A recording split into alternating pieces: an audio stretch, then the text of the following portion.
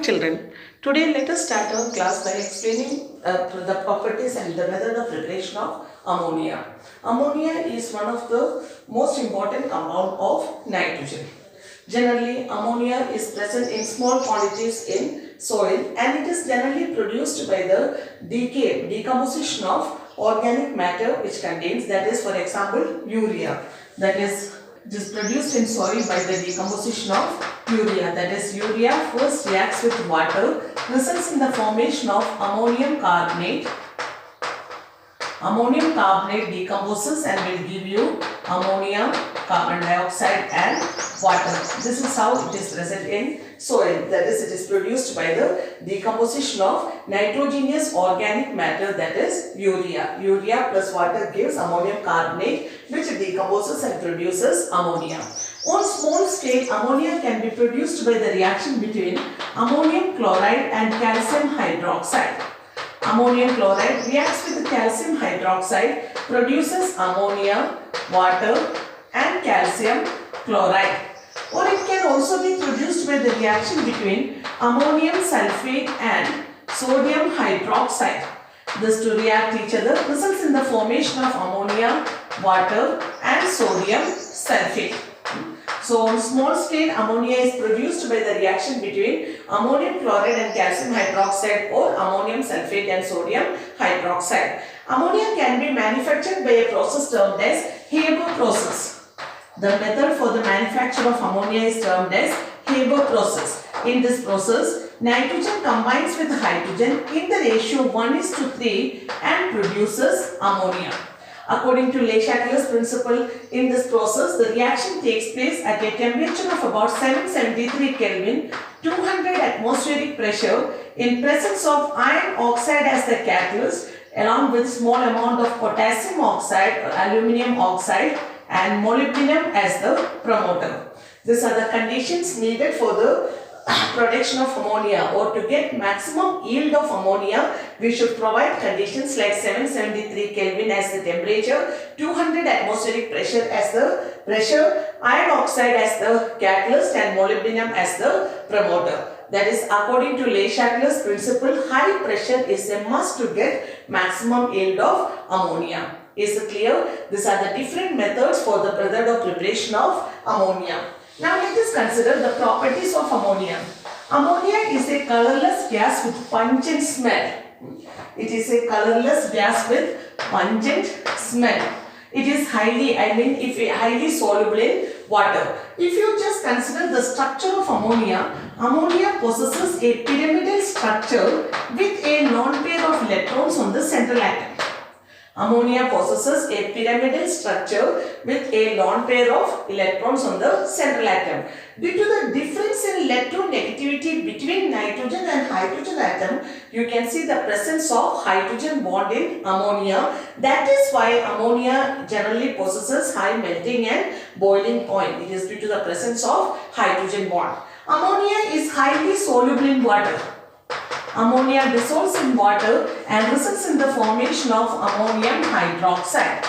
Ammonia dissolves in water and produces ammonium hydroxide. Due to the presence of this lone pair of electrons, ammonia acts as a Lewis base. So it has a tendency to donate these electron pairs to the metal ions, resulting in the formation of coordination compounds. For example, if you consider copper ions react with ammonia and produces a deep blue color CuNH3 4 times 2+.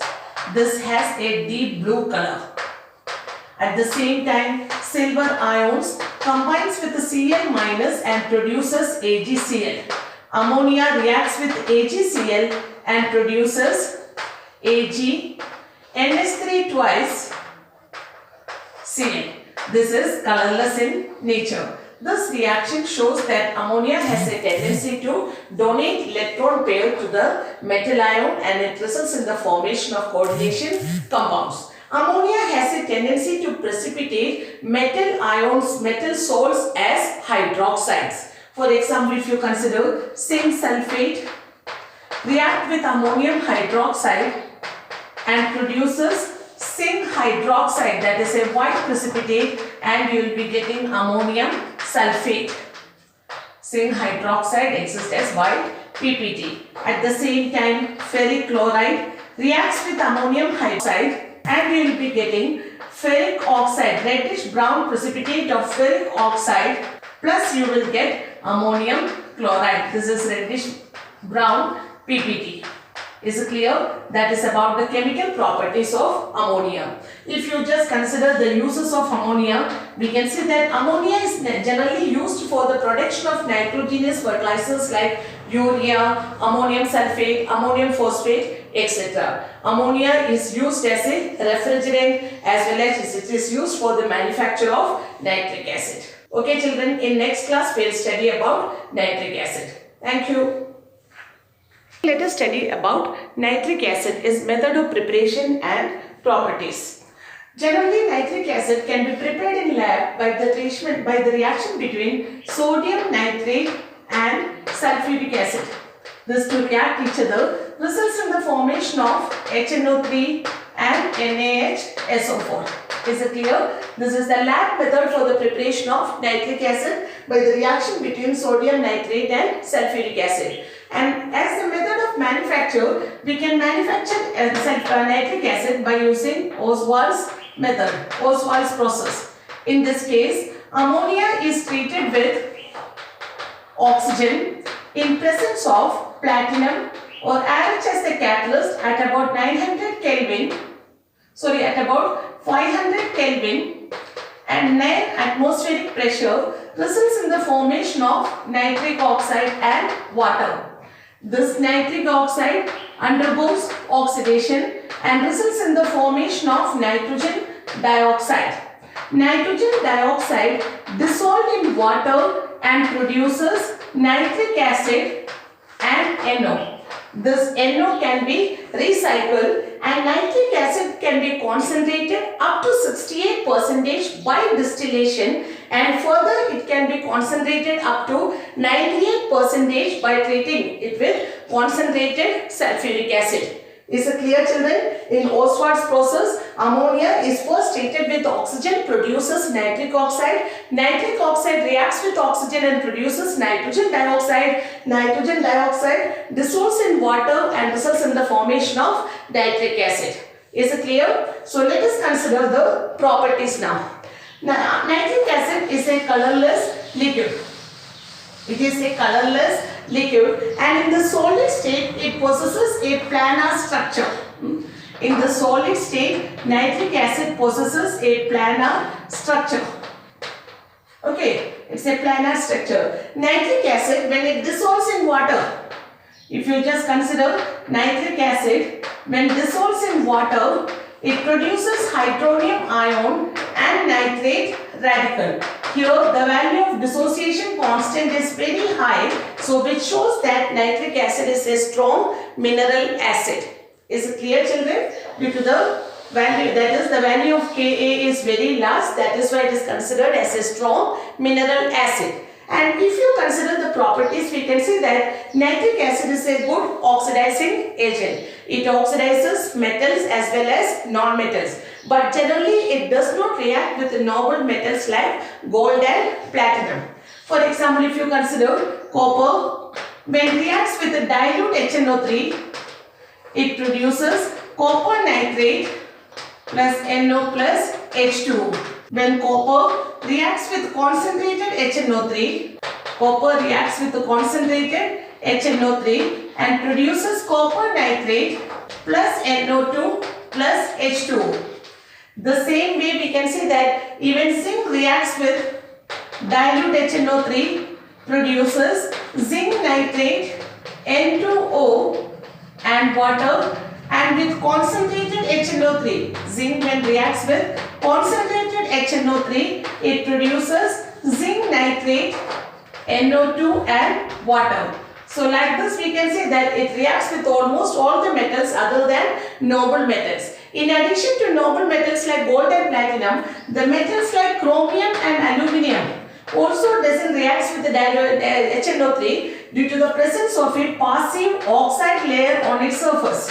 This metals possesses a passive oxide layer, so normally they don't react with nitric acid. Not only not only nitric acid is able to oxidize metals, it acts as an oxidizing agent in case of non-metals also. For example, if you consider iodine reacts with nitric acid and produces iodic acid HiO3 plus NO2 plus water. Or if you consider it as carbon reacts with HNO3, you will get carbon dioxide plus NO2 plus water. Or if it is sulfur reacts with HNO3, it reacts with HNO3 and produces sulfuric acid plus NO2 plus water. Or if it is phosphorus reacts with HNO3, it produces phosphoric acid H3PO4 plus NO2 plus water. So this reaction shows that nitric acid acts as a strong oxidizing agent, as well as it is able to oxidize metals as well as non-metals. Is it clear? Now, in last year when you had done salt analysis, then you had done a test called brown ring test, which is used as a confirmatory test for nitrate radical. Do you know the procedure of this test? In this case, what we have to do, we have to take equal amount of soda extract of the salt and freshly prepared ferrous sulfate solution. That is equal amount of soda extract and freshly prepared ferrous sulfate solution in a test tube. Okay, you have taken equal amount of these two solutions. Then pass concentrated sulfuric acid along the sides. You are passing concentrated sulfuric acid along the sides. You can see a brown ring is formed at the junction. Is it clear? Chemically, this brown ring, we can see that it is FeH2O5 times NO plus 2, or it is termed as penta-aqua nitrosyl ferrate. This brown ring should be formed at the junction. That is why this test is termed as brown ring test. Is it clear, children? Now let us consider the uses of nitric acid. Nitric acid is generally used for the manufacture of manufacture of fertilizers as well as explosives. The compounds like nitroglycerin, trinitrotoluene and other organic compounds can be manufactured by using nitric acid. It is used for etching of metals. Nitric acid can be used for etching of metals as well as pickling of stainless steel, and it is used as an oxidizer in case of rocket fuels. Is it clear, children? Thank you. So the rest we will study in next class.